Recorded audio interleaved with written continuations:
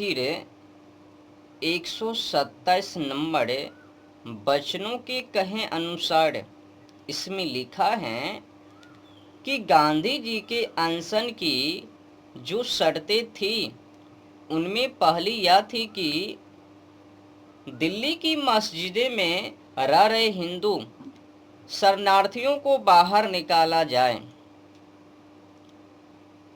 देखते जाओ गांधी जी की क्या सोच, क्या वो हकीकत में आज़ादी दिलवाने में सबसे अधिक सहयोग दिया या फिर अंधभक्त मुस्लिम के बन के समाजों में विचरण कर रहे थे। ये किताब अपने आप में खुद दर्शावे और उनकी चरित्रों का गाथा गावे।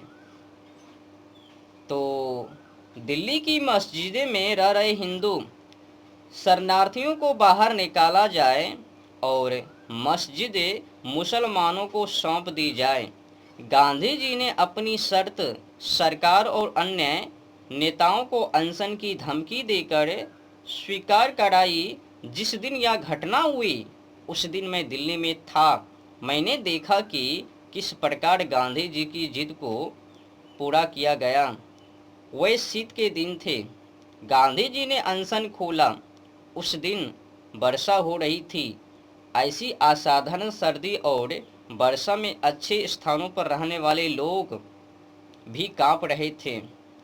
उस समय निराश्रित शरणार्थियों के कुटुंब मस्जिदों से सर्दी के मारे कांपते हुए निकाले गए। उनकी रक्षा का कोई प्रबंध नहीं किया गया।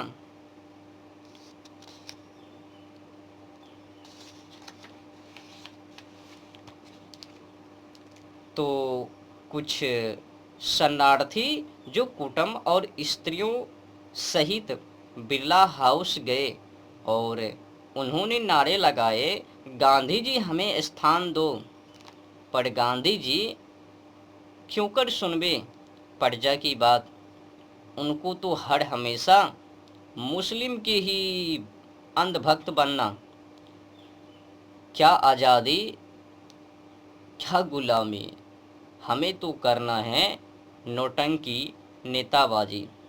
तो गांधी जी ही था। चाल कुछ बाजी कुछ। तो गांधी जी हमें स्थान दो।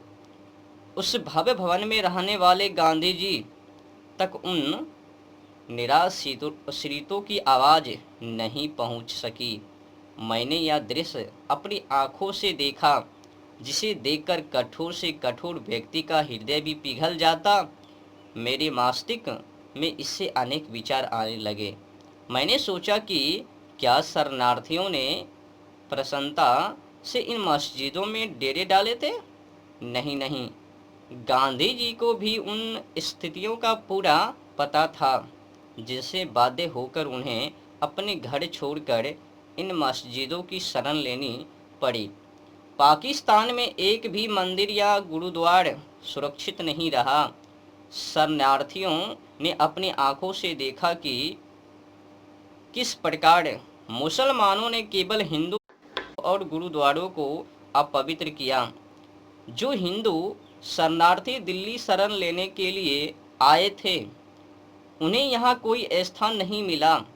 इसमें आश्चर्य की बात है, यदि वह लोग पैरों के नीचे और गली कूची में ना पड़े रहे, पंजाब में बीती हुई दुर्घटनाओं को स्मरण करके दिल्ली की खाली पड़ी मस्जिदों में शरण ली। मेरे विचार में इस प्रकार मस्जिद मानवता की भलाई के लिए काम आ रही थी। गांधी जी ने यह निश्चय क्या सोचकर किया कि मस्जिदों को खाली कराया जाए, वही उनके रहने का दूसरा प्रबंध क्यों नहीं कराया? उन्होंने पाकिस्तान के मंदिर हिंदुओं को सौंपने की मांग क्यों नहीं की, जिससे पता चलता कि गांधी जी वस्तुतः अहिंसा के पुजारी हैं, हिंदू मुस्लिम एकता के इच्छुक हैं और उनमें निष्पक्ष आत्मशक्ति है। गांधी जी ने पूरी चालाकी की और अपने अनशन को खोलने के लिए पाकिस्तान के लिए एक भी शर्त ना रखी।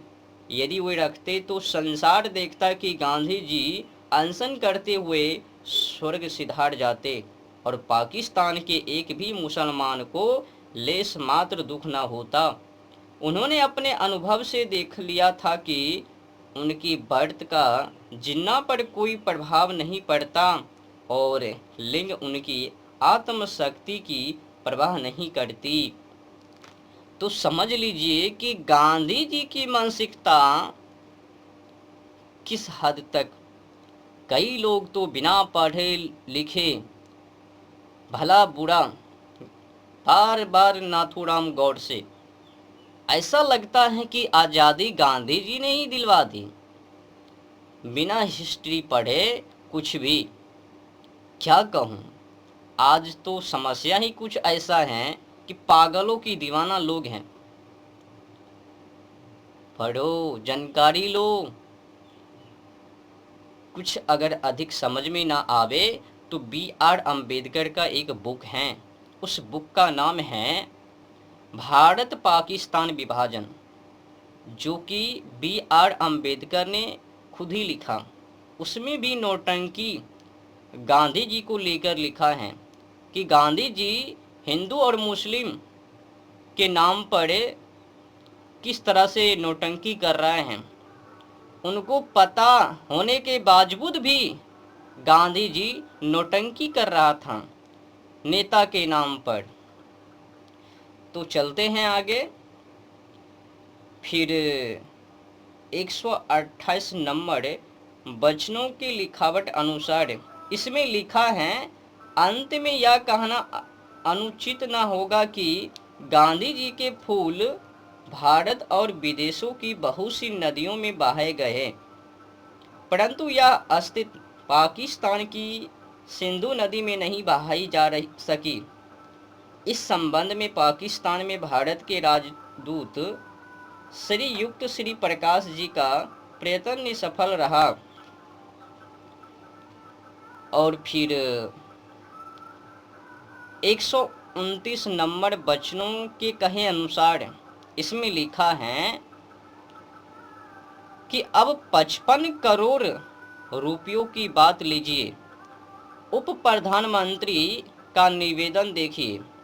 गांधी जी ने स्वयं कहा है कि किसी गवर्नमेंट से उनका निर्णय बदलवाना कठिन हो जाता है, लेकिन भारत सरकार ने गांधी जी के अनशन के कारण पाकिस्तान को 55 करोड़ रुपयों ना देने का अपना निर्णय बदल दिया। गांधी जी का 21 जनवरी 1948 का प्रार्थना प्रवचन देखिए।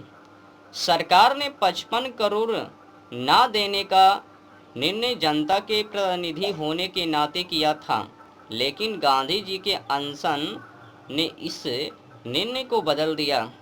अब मुझे यह ज्ञात हुआ कि गांधी जी की पाकिस्तानी परस्ती के आगे जनता के मत का कोई महत्व नहीं है। अपनी अपील के पहले खंड के पृष्ठ 143 पर नया कपूर ने उस समय समाचार पत्रों में छपी प्रक्रिया का एक उदाहरण दिया है। अनुच्छेद 12(45) इस प्रकार है। तो बम्बई के साप्ताहिक नेशनल गार्डियन ने अपने 17 जनवरी 1948 के अंक में नेहरू शासन से हिंदुस्तान की घोर वंचना की, पाकिस्तान घोंस से जो पार ना सका वह गांधी जी के हथकड़घा से पा सका, शीर्षक के नीचे दिया था। अपने राष्ट्रीय जनों का जिससे नर सका वह पैसे देने का कृत्य हम नहीं करेंगे, ऐसी गर्जना चल रही थी और सरदार वल्लभ भाई पटेल के ध्वंस को और दबाव में भीख नहीं डालेंगे, ऐसे वीरतत्व के शब्द सुनने में आते थे। इतने में ही गांधी जी ने अनशन करके पाकिस्तान को करोड़ों रुपया देने को नेहरू शासन को बाध्य किया। 55 करोड़ प्रदान की स्वीकृति से लोग कैसे क्षुब्ध थे, इसका यह उदाहरण है। मुसलमानों ने स्वतंत्रता आंदोलन का विरोध किया, इसीलिए पाकिस्तान बना। जिन्होंने पाकिस्तान का पक्ष लिया उनको पांचवें स्तंभ कहा गया है, उनकी निंदा की गई है। परंतु मेरी दृष्टि में गांधी जी ने पाकिस्तान का पक्ष सबसे अधिक लिया और कोई शक्ति उनको रोक नहीं सकी। फिर 131 नंबर लिखावट वचनों के कहे अनुसार इसमें लिखा है कि इस स्थिति में हिंदुओं को मुसलमानों के अत्याचारों से बचाने का एक ही उपाय था कि गांधी का अंत कर दिया जाए। अब समझ लीजिए कि नाथूराम गौडसे ने गांधी को वध क्यों किया। मूल वजह ये थे गांधी जी का नौटंकी और हिंदुओं की खत्मा और राष्ट्र की बर्बादी।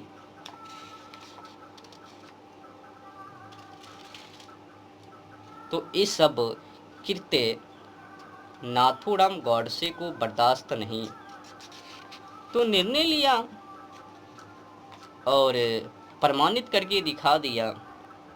भले लोग क्या कहे उसे कुछ फर्क नहीं पड़ता। तो फिर 132 नंबर लिखावट वचनों के कहे अनुसार इसमें लिखा है कि गांधी जी राष्ट्रपिता के नाम से पुकारे जाते हैं, जो अत्यंत सम्मान का पद है, पर वे पिता का कर्तव्य पालन करने में असफल रहे। उन्होंने तो बड़ी राष्ट्र के दो टुकड़े कर दिए।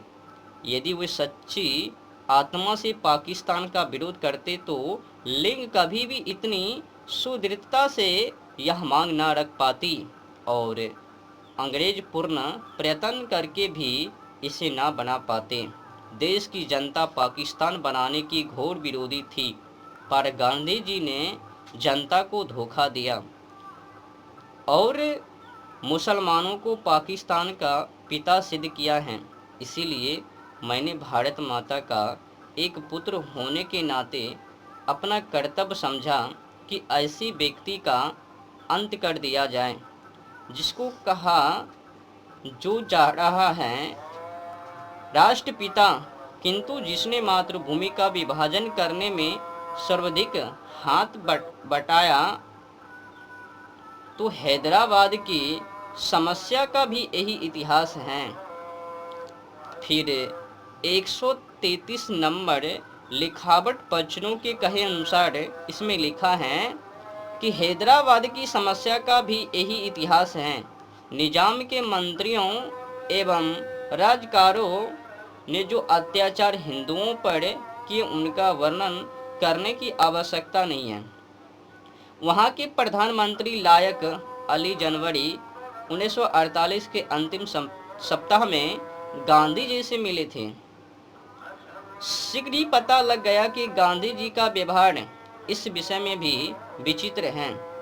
जिस प्रकार उन्होंने सुहरावर्दी को अपनाया था, उसी प्रकार कासिम रिजवी को भी दत्तक पुत्र समझकर व्यवहार करेंगे। यह बिल्कुल स्पष्ट था।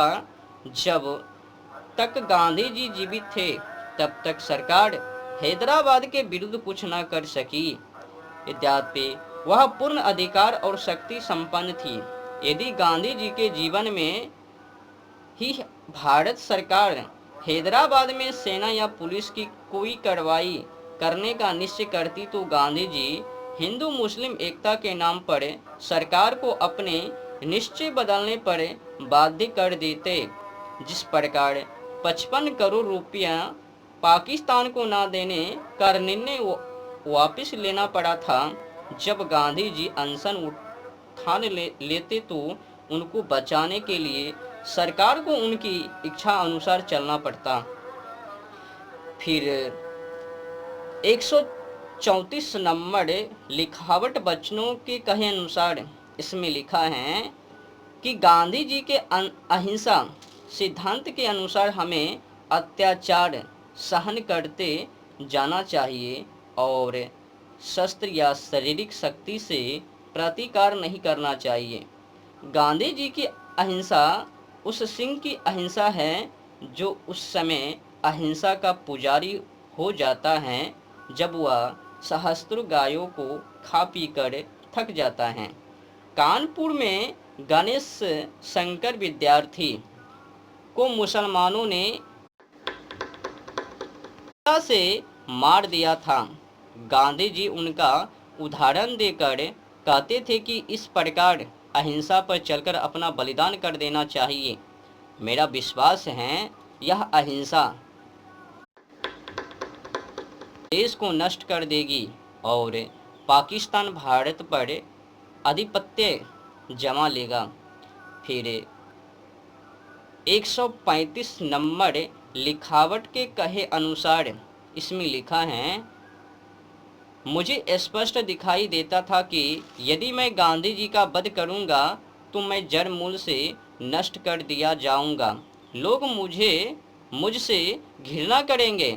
मेरा सम्मान प्रतिष्ठा जो मुझे प्राणों से अधिक प्रिय है नष्ट हो जाएगा। किंतु साथ में मैं यह भी जानता था कि गांधी जी सदा के लिए विदा हो जाएंगे तो देश की राजनीतिक में शस्त्र प्रयोग और प्रतीकात्मक कार्यवाही को स्थान मिलेगा। देश शक्तिशाली होगा, मैं अवश्य मरूंगा, किंतु देश अत्याचारों से मुक्त होगा। सब मुझे मूर्ख कहेंगे पर देश ऐसे मार्ग पर चलेगा जो उचित होगा। यही सोचकर मैंने गांधी जी का अंत करने की ठानी। मैंने अपना निर्णय किसी को नहीं बताया। 30 जनवरी 1948 के दिन मैंने गांधी का वध किया।